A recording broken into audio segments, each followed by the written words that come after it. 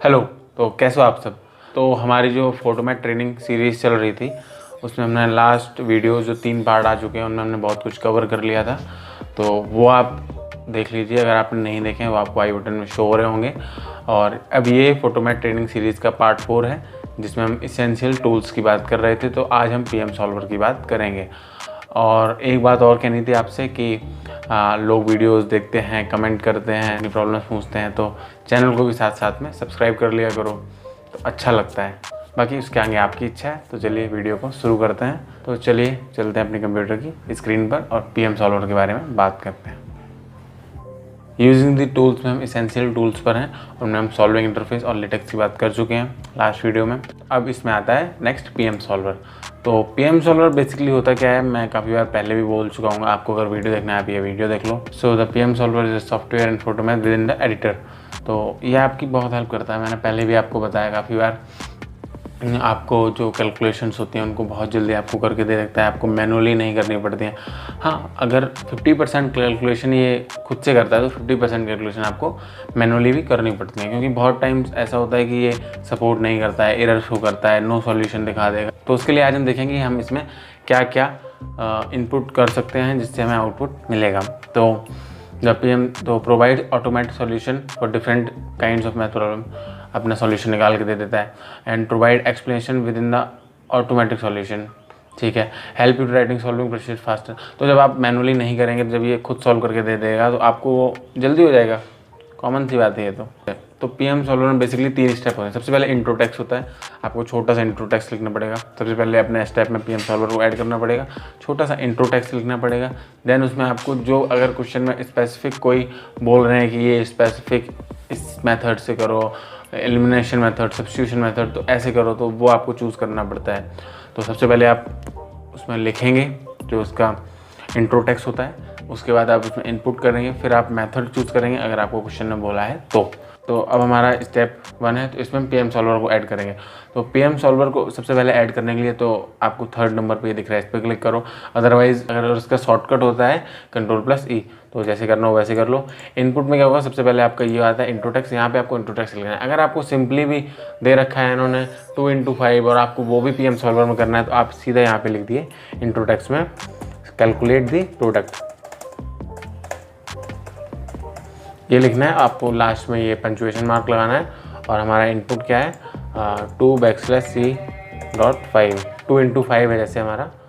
तो कमांड आप सही से लिखें क्योंकि एरर शो कर देगा। तो मल्टीप्लाई है तो सीधा कैलकुलेट दी प्रोडक्ट किया। तो हमारा इनपुट हो गया 2x5, आउटपुट हो गया 10, एंड इंट्रो टेक्स्ट जो होता है वो है कैलकुलेट दी प्रोडक्ट। तो ये बन गया। अब उसके बाद प्रीव्यूअर में देख लेते हैं। तो प्रीव्यूअर में कुछ ऐसा दिखता है। स्टेप 1 में हमारा सबसे पहले कैलकुलेट दी प्रोडक्ट, उसके बाद हमारा जो इनपुट है और सीधा आउटपुट है रिजल्ट आंसर। तो ये आप 100 स्टेप भी कर सकते हैं। इन्होंने कैसे किया, बड़ी बड़ी भी कैलकुलेशन इसमें बहुत इजीली हो जाती हैं। तो ये इसमें बात हो गई हमारा सिंपल सी कैलकुलेशन की।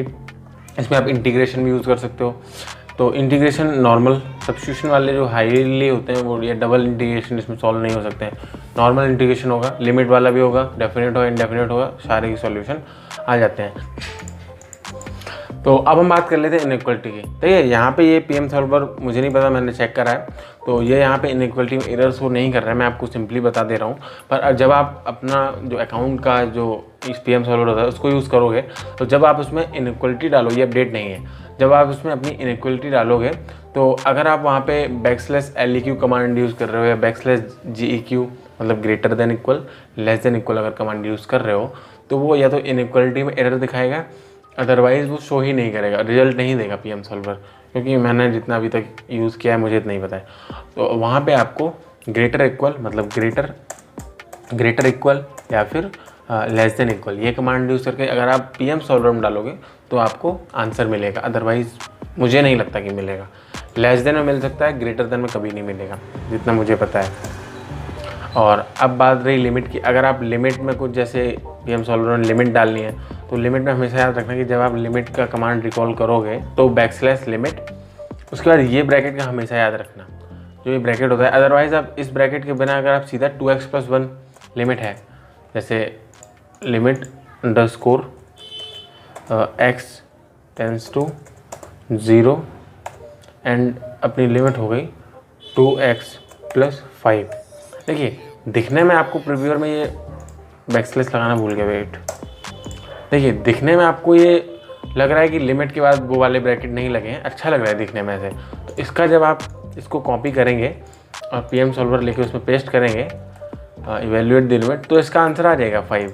अब अगर आप यही करते हैं कि आपने लिमिट लिखा पर ये ब्रैकेट नहीं लगाया लिमिट में, ये वाला, ठीक है, दिखने में सेम है अभी जैसा पहले था वैसा ही दिखने में अभी भी है, बट अगर आप अब इसको कॉपी करेंगे, इसको हम जब अगर कॉपी करते हैं तो अब देखिए एरर शो कर रहा है, एक्सपेक्टेड एरर शो कर रहा है क्योंकि वो ब्रैकेट यूज़ नहीं है। अब हम फिर से वही अगर लिमिट के बाद ब्रैकेट यूज़ कर देंगे तो हमारा आंसर आ जाएगा। तो ये बात होगी लिमिट की। एक इंटीग्रेशन भी देख लेते हैं, एक डेफिनेट इंटीग्रेशन भी देख लेते हैं पीएम सॉल्वर में डाल के। तो बैकस्लैश इंटू अंडरस्कोर अपर ब्रैकेट dx, कमांड आप देख लो कैसे लिखता हूँ मैं, आप भी ऐसे लिखना, क्योंकि फिर लोग कमेंट में पूछते हैं कि ये कैसे करना है, ये कैसे करना है। तो ये अपना प्रीव्यू में देख सकते हैं आप, ऐसे दिख रहा है अपना इंटीग्रेशन 0 to 1 x dx। तो ये आप कैसे भी कर सकते हैं। तो फिर से हम वहीं पे कॉपी करके पेज डालेंगे और इवैल्यूएट द इंटीग्रल, सिंपल था आपका। देखिए अब इंट्रो टेक्स्ट भी समझ लेते हैं, अगर आप कंफ्यूज हो जाओगे तो इंट्रो टेक्स्ट में कुछ नहीं करना है। अब मैंने डाल दिया, ये हमारा इनपुट भी हो गया और सॉल्यूशन भी आ गया। इंट्रो टेक्स्ट अब क्या लिखना है, हमने क्या किया इसमें हमने इंटीग्रेशन को इवैल्यूएट किया है। तो आपको बस इवैल्यूएट द इंटीग्रल, सिंपल है, बस इतना ही करना है आपको, आपका बन गया पीएम सॉल्वर।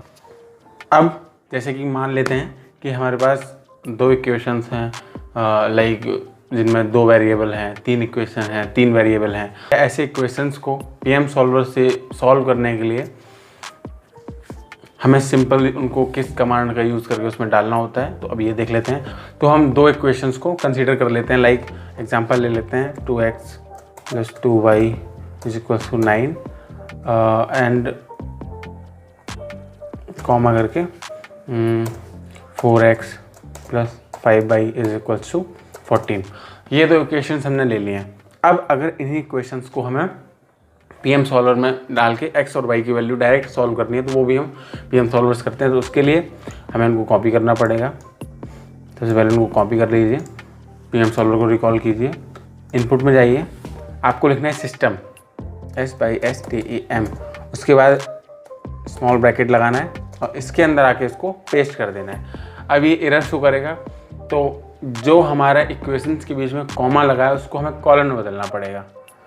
आप देख लीजिए, इसमें चेंज करना पड़ेगा और नॉर्मलाइजेशन एरर बोल रहा है पर आके हमारा आंसर आ जाएगा। तो ये algebraically solving using elimination method, substitution, तो ये सब कुछ हमारा इसमें आ जाता है अगर हम सिस्टम यूज़ करते हैं। इसको सॉल्व करने के लिए और इसके सीधे इंट्रो टेक्स्ट में हम सिंपली लिखेंगे कि calculate the value of x and y, या फिर इवैल्यूएट द सिस्टम, या फिर सॉल्व द सिस्टम। अब अगर हमें सिस्टम कमांड यूज़ नहीं करना है जैसे, तो हम क्या करेंगे, तो हम सबसे पहले अपना पीएम सॉल्वर लेंगे, बैकस्लैश गैदर्ड एंड गैदर्ड वाले में लिखेंगे या अलाइंड एंड अलाइंड वाले में लिखेंगे, तो भी इनका आंसर आ जाएगा। उसको मैं बिगिन गैदर्ड वाला बता दे रहा हूँ, तो आप देख लो।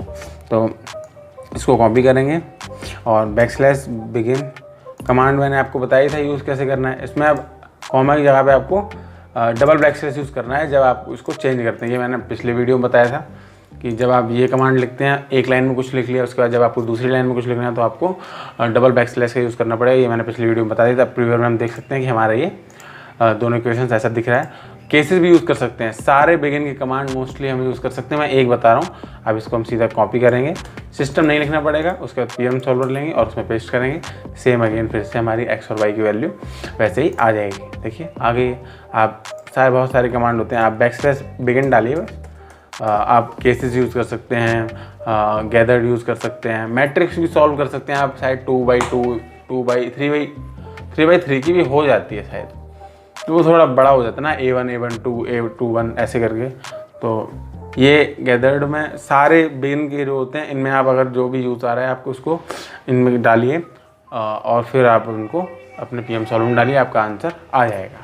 पीएम सॉल्वर का यूज़ करना आना चाहिए, बाकी तो आप मैनुअली भी कर सकते हो, पर ये बहुत हेल्प करता है।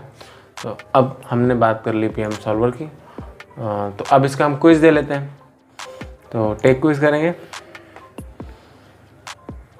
पहला क्वेश्चन आता है choose the correct step with the PM solver. तो तो अपना इंट्रोडक्स देखिए सबसे पहले। Solve the equation for x, x minus 2, ठीक है, ये मुझे ठीक लग रहा है, सॉल्व द इक्वेशन, क्योंकि हमने एक्स की वैल्यू कैलकुलेट करी है। दूसरा परफॉर्म, एक लाइन में एक वर्ड में कभी भी सही नहीं होता, ये आपको अगर ये आप अपने सिस्टम में भी डालोगे जब, तो भी वो साइड में एरर शो कर देगा कि one word can not define anything. Perform क्या है, तो ये गलत है। ऊपर multiply the numbers on the right, ये आपको कोई मतलब, पहली बात तो यहाँ डिवाइड हो रहा है, और दूसरी बात इतना लंबा इंटू टेक्स्ट कभी नहीं लिखते हैं। तो मुझे ऑप्शन ए करेक्ट लग रहा है। चेक करते हैं अपना आंसर, तो ऑप्शन ए चाहिए। नेक्स्ट करते हैं। दूसरा क्वेश्चन आता है the PM solver input should be written as, तो जो इनपुट होगा वो हमेशा लेटेक्स में लिखते हैं, और कभी कभी लेटेक्स में ही लिखो। देखिए मुझे मैं इसका नहीं बोल सकता, देखिए पर जब आप 2/5 लिखेंगे तो आपका आंसर आ जाएगा, पर जब आप 2/5 + x लिखेंगे आपको 5 + x डिनोमिनेटर में लाना है।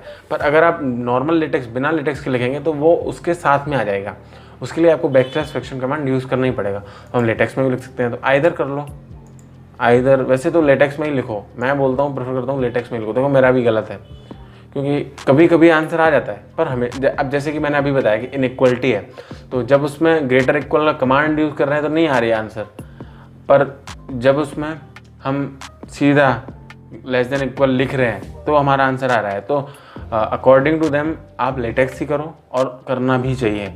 नॉर्मल टेक्स्ट से नहीं आता। देखो मैंने भी टिक किया तो मेरा गलत है, पर कभी कभी आंसर आ जाता है। तो नेक्स्ट क्वेश्चन करते हैं।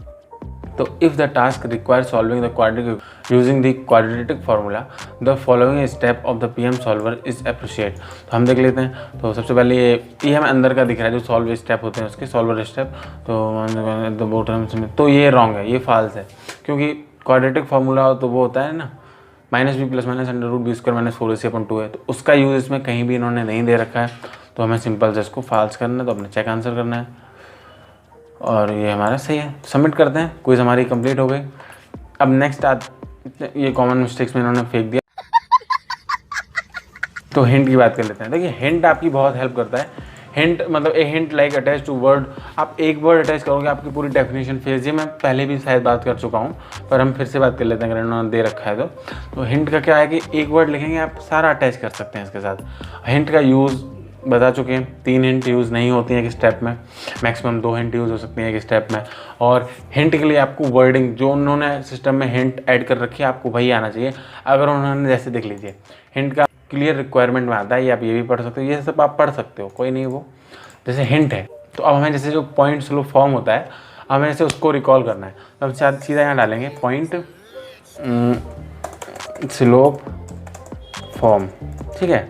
मैं तो उसको कॉपी करूँगा, और उसके बाद आप हिंट को यहाँ से कर सकते हैं। मैं तो Ctrl+Shift+H और इसको कंट्रोल पेस्ट करूँगा। देखिए नो रिजल्ट आ गया, क्योंकि इन्होंने जो सिस्टम में अपने पॉइंट स्लोप फॉर्म डाल रखा है उसमें पॉइंट के बाद उन्होंने डैश लगा रखा है, स्पेस नहीं है। ये मुझे पता है, आपको किसी को पता नहीं होगा, क्योंकि मैं यूज़ कर रहा हूँ। जो यूज़ कर रहा है उसे पता होगा। तो आपको मतलब वर्डिंग मेन ढूंढनी है कि कौन वर्डिंग मेन हो सकती है, कहाँ क्या मिल सकता है। जैसे अभी देखो पॉइंट स्लोप फॉर्म आ गया, इसको अटैच करेंगे और इसको ये करेंगे। यहाँ पे कोई प्रॉब्लम नहीं है, आप ऐसे लिख सकते हो। पर जब आप हिंट को रिकॉल करोगे, अब आप देख सकते हो यहाँ पे, तो हमारा पॉइंट स्लोप फॉर्म आ गया। पर आप जब हिंट को रिकॉल यहाँ हम यूज़ कर सकते हैं, यहाँ हमने वो डैश नहीं लगाया, कोई दिक्कत नहीं, आपका सही है। पर जब हम जब हम हिंट को रिकॉल करते हैं तो हमें उनके टर्म्स पता होने चाहिए कि उन्होंने क्या स्पेसिफिक टर्म यूज़ करे हैं। वो आपको एक्सपीरियंस आएंगे धीरे धीरे। हम एक आध और ट्राई कर लेते हैं। जैसे हमें कुछ वर्ड लिखा है, चलो हमें जैसे कॉस का देखना है, कॉस का जो रेशियो होता है। अब जैसे पाइथागोरन थ्योरम है तो वो भी ऐसे आएगा, पाइथागोरन आइडेंटिटीज़ हैं वो भी ऐसे आएंगे। अब जैसे कोसाइन का वो है तो कॉस डालेंगे हम और इसको Ctrl+Shift+H कॉस के बहुत सारे आ जाएंगे। इसमें आपको ढूंढना भी पड़ता है। अब आपने कॉस लिख दिया, इसमें आपको कुछ नहीं मिलेगा। कोसाइन फंक्शन लॉग मिलेगा, सब कुछ मतलब मिलेगा। हमें कॉस का जैसे रेशियो चाहिए तो हमें ढूंढना पड़ेगा कोसाइन ट्रिग्नोमेट्रिक रेशियो। तो ये आप कोसाइन के ट्रिग्नोमेट्रिक रेशियो आ गए ट्राइंगल में। ऐसे आप इनको हिंट को यूज़ कीजिए। हिंट में हम पढ़ भी लेते हैं, चलो देख लेते हैं। 3 हिंट कहीं अटैच नहीं होने चाहिए, इसमें लिखा भी होगा there should be a logical connection between the. तो आप जो लिख रहे हो और आपकी हिंट है वो रिलेट करनी चाहिए एक दूसरे से। ये नहीं है कि हिंट कुछ बोल रही है और आप कुछ लिख रहे हो, ऐसा नहीं होना चाहिए, रिलेट करनी चाहिए, नहीं तो वो क्लियर नहीं होता है। हिंट आप इसको पढ़ लो, मैं कुछ दे लेता हूँ, वीडियो बड़ा हो गया है, आप इसको पढ़ लेना, ज़्यादा कुछ नहीं है। बस जितना है उतना मैंने बोल दिया है, कैसे अटैच करना है, कैसे क्या करना है, तो हम क्विज़ देंगे अब। तो क्विज़ में पहला क्वेश्चन हमारा आता है, if you need the converse of a certain theorem for conclusion but you can only find the original theorem in the base of hint, what should be done. तो आप क्या करेंगे, तो the original theorem should be, नहीं ये तो नहीं करना है।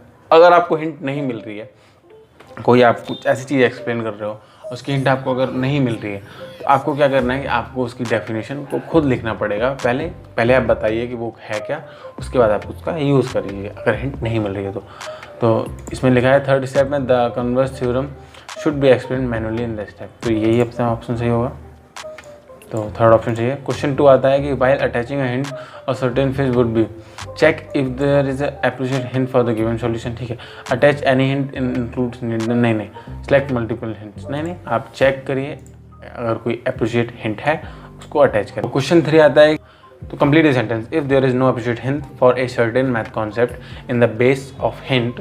तो नहीं, स्किप नहीं करना है, हमें मैनुअली इसको डिस्क्राइब करना है। तो the math concept should be represented और एक्सप्लेन बाई, ठीक है, ये अपना बी ऑप्शन हो गया। तो इसको हम चेक करेंगे, तो ये सही है, अब हम सबमिट करेंगे। तो हमारी क्विज़ कंप्लीट हो गई। तो अब टेबल्स आते हैं, टेबल्स के लिए हम 9x9 की टेबल बना लेते हैं मैक्सिमम। तो इसका यूज़ हम नेक्स्ट वीडियो में करेंगे, जब टाइम मिलेगा या जब नीड होगी इसकी तब इसको पढ़ेंगे। अभी के लिए इस वीडियो में इतना ही। अगर आपको वीडियो में कुछ समझ में आया हो, ट्रेनिंग में पीएम सॉल्वर के बारे में कोई डाउट हो, तो कमेंट में पूछो। और भाई चैनल को सब्सक्राइब भी कर लिया करो, वीडियो को लाइक कर दो। मिलते हैं नेक्स्ट वीडियो में नेक्स्ट कंटेंट के साथ, कुछ अलग करते हुए। तब तक के लिए टेक केयर।